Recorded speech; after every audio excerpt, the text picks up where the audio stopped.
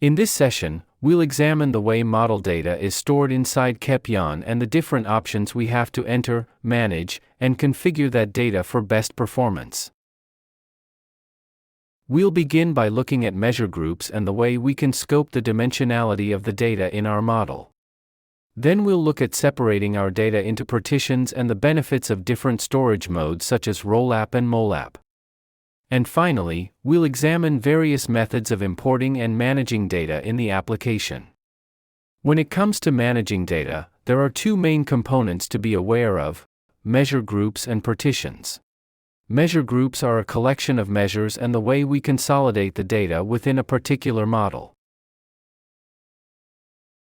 To explain measures, let's revisit the structure of a model. A model is defined by a number of dimensions. By default, all models also contain a single core measure group which contains the entire dimensionality of the model. If we were to select dimension members for each of these dimensions, at their intersection we would find a value. Every unique combination of dimension members would hold a different value.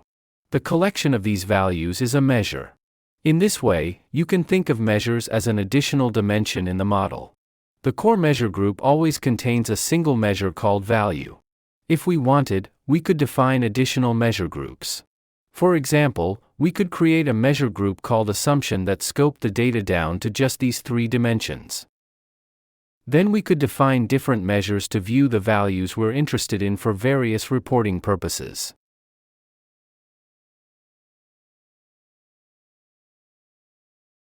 In Kepion, we can manage our measures and measure groups here. The data within a measure group can be further organized by partitions. By default, every model comes with two partitions already configured. A rule partition, which is only used to store data generated by the data rule editor, and a write-back partition, which stores user-entered data from input forms. In Kepion, you're not limited by the number of additional partitions you can add to a model. However, certain versions of SQL may impose limits. See the documentation linked below for more information. Additionally, there are two different storage modes available when configuring a partition: ROLAP or relational OLAP, and MOLAP or multi-dimensional OLAP. MOLAP partitions are generally faster and better for working with static data as the multi-dimensional view is cached. However, if the underlying data is changed, the cache needs to be refreshed before the changes are reflected in the model. ROLAP partitions are generally slower as the multi-dimensional views are generated dynamically as needed. But they're better for working with dynamic data as the data is pulled directly from the relational tables. Let's try configuring some partitions. In the reporting model, let's begin by disabling the write-back partition. Since we're not going to input data directly into the P&L report, we don't need a write-back partition in this model. Instead, let's add a new partition. We'll call it Actual. As actuals tend to be static records, let's change the storage mode to MOLAP to improve performance. Then let's create a second partition to hold all the calculations that will populate the report. We can call this one Calculated, and we'll set the storage mode to ROLAP as the calculated results may change more frequently. Let's deploy the application as structural changes were applied. Now that our partitions are configured, let's take a look at the various methods we have for getting data into our application. We can post data directly from the form editor, enter data through a form in a dashboard app, import data in bulk from CSV files, write SQL queries to insert directly into the fact tables, or create SSIS packages to bring in data from other systems.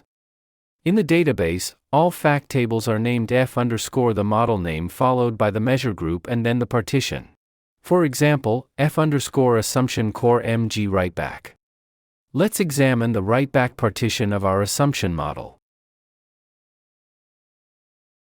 Here are all the records we created in the previous session.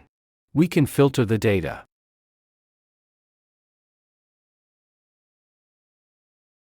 Or delete it. We can also export it to a CSV file. Let's import some historic data into our actual partition.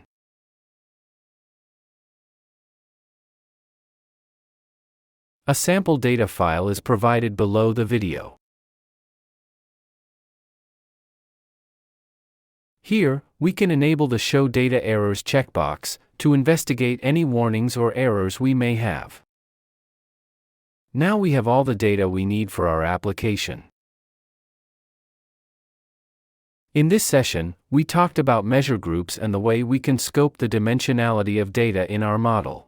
Then we looked at separating our data into partitions and the benefits of different storage modes, such as ROLAP and MOLAP.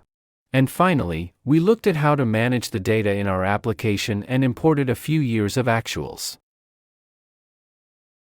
This concludes part 3 of our series.